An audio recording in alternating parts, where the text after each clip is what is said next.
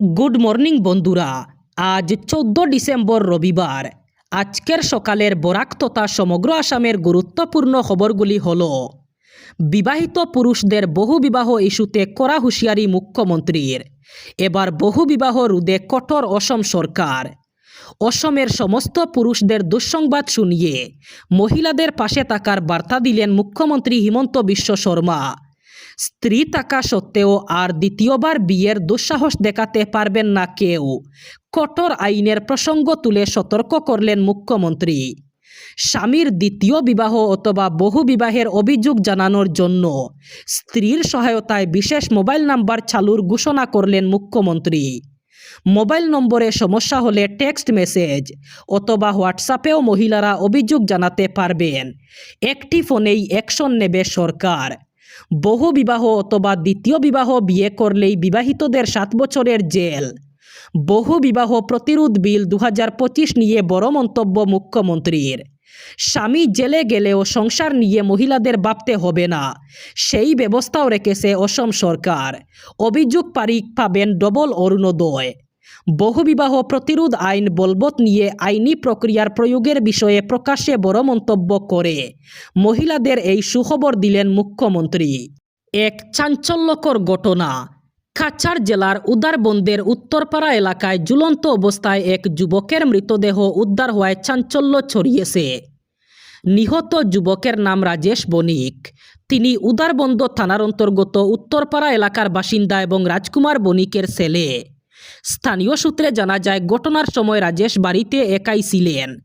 রাত 9টার দিকে পরিবারের সদস্যরা তাকে ফোন করলে তিনি ফোন ধরেননি।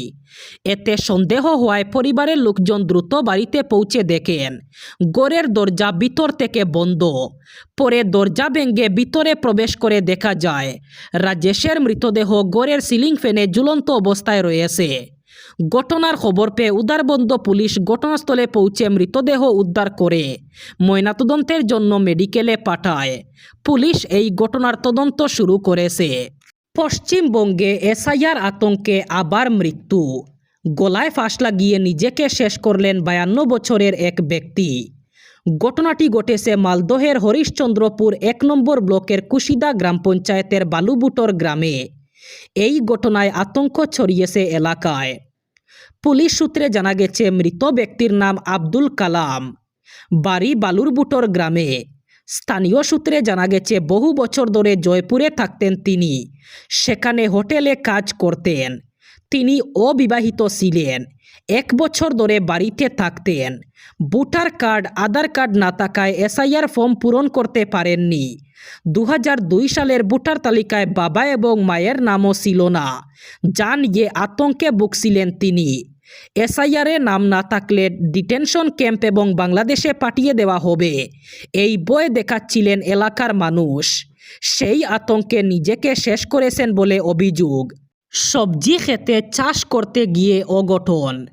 দলাইয়ের আরজানপুরে ট্র্যাক্টরের লাঙ্গলে পা ফেঁসে গুরুতর আহত চালক। চাষের সময় একটি ফিশারির পাড়ের ডালু জায়গায় নামতে গিয়ে পাওয়ার টিলারটির উপর নিয়ন্ত্রণ হারান তিনি। পরিস্থিতি সামাল দিতে গিয়ে কিংকর্তব্য বিমূঢ় অবস্থায় অসাবধানতাবশত চালু থাকা লাঙ্গলে আটকে যায় সাবির আহমেদ নামের যুবকের পা। দীর্ঘ 2 ঘন্টা প্রচেষ্টার পর আশঙ্কাজনক অবস্থায় তাকে উদ্ধার করে শিলচর মেডিকেল কলেজ ও হাসপাতালে নিয়ে যাওয়া হয়।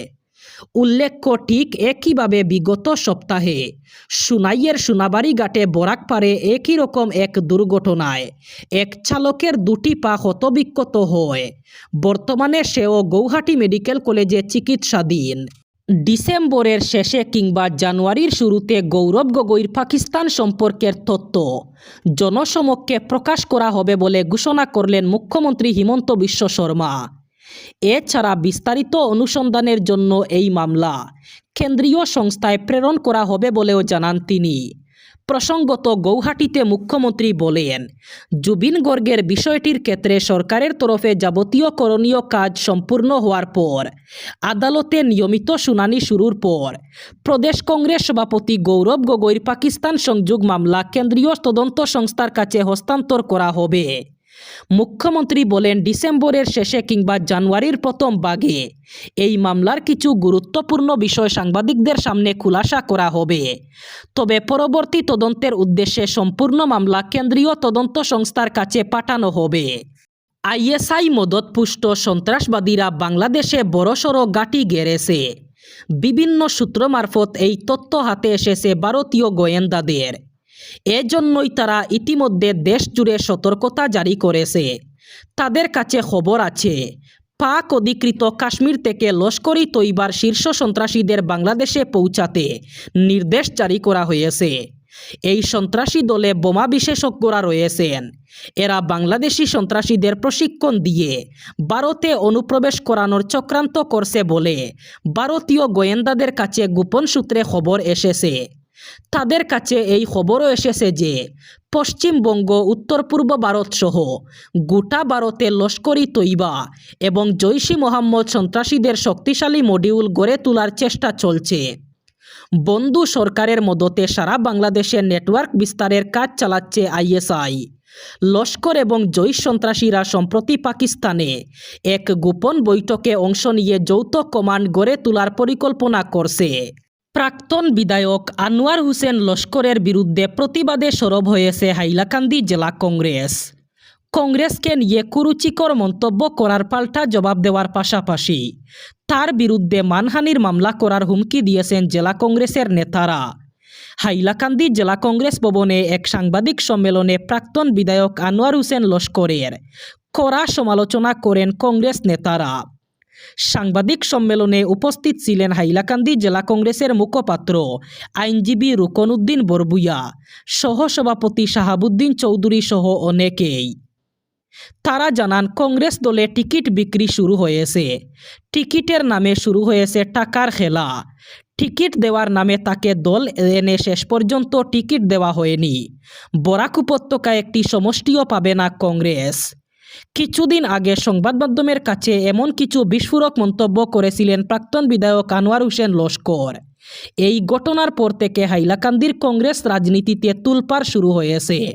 বৃহৎ পুঞ্জিপতিদের স্বার্থে জারি করা শ্রম কোড প্রত্যাহার করা, চা বাগানে কর্মরত সব শ্রমিকদের মাটির পাট্টা, মজুরি এবং মর্যাদা নিশ্চিত করা, অসমের সর্বস্তরের শ্রমিকদের ন্যূনতম মজুরি মাসিক 26,000 টাকা ধার্য করা, কাজের সময় 8 ঘন্টা অব্যাহত রাখা, নতুন পেনশন নীতি প্রত্যাহার করে পুরাতন পেনশন নীতি রাখা, পুঞ্জিপতিদের স্বার্থে চলে থাকা উচ্ছেদ অভিযান বন্ধ করা, যাদের উচ্ছেদ করা হয়েছে তাদের বিকল্প ব্যবস্থা নিশ্চিত করা, 60 বছর বয়সের বেশি সর্বস্তরের শ্রমিক, কৃষক, কৃষি এবং গ্রামীণ শ্রমিকদের জন্য পেনশনের ব্যবস্থা করা, মহিলাদের ক্ষেত্রে মজুরি বৈষম্য দূর করা সহ 16 দফা দাবির সমর্থনে আজ 14 ডিসেম্বর গৌহাটির স্থানীয় লাচিত ঘাটে সকাল 11টায় শ্রমিক, কৃষক এবং কৃষি সামাজিক রাজ্যভিত্তিক মহাসমাবেশের ডাক দিয়েছে সর্বভারতীয় শ্রমিক সংগঠন CITU, অসম রাজ্যিক কৃষক সভা এবং অসম কৃষি শ্রমিক ইউনিয়ন। এবার বরাক উপত্যকার 3 জেলার আজকের আবহাওয়ার খবর। আজ 14 ডিসেম্বর রবিবার বরাক উপত্যকার 3 জেলায় ঠান্ডা একটু কম থাকার সম্ভাবনা। আজ শিলচর, কাছাড়ে সর্বোচ্চ তাপমাত্রা থাকবে 27 ডিগ্রি সেলসিয়াস এবং সর্বনিম্ন তাপমাত্রা থাকবে 14 ডিগ্রি সেলসিয়াস। শ্রীভূমি, করিমগঞ্জে আজ সর্বোচ্চ তাপমাত্রা থাকবে 27 ডিগ্রি সেলসিয়াস এবং সর্বনিম্ন তাপমাত্রা থাকবে 14 ডিগ্রি সেলসিয়াস। একইভাবে হাইলাকান্দি জেলায়ও আজ সর্বোচ্চ তাপমাত্রা থাকবে 27 ডিগ্রি সেলসিয়াস এবং সর্বনিম্ন তাপমাত্রা থাকবে 14 ডিগ্রি সেলসিয়াস। এই ছিল আজকের সকালের গুরুত্বপূর্ণ খবরগুলি। ভিডিওটি অবশ্যই লাইক করবেন এবং চ্যানেলটি সাবস্ক্রাইব করবেন।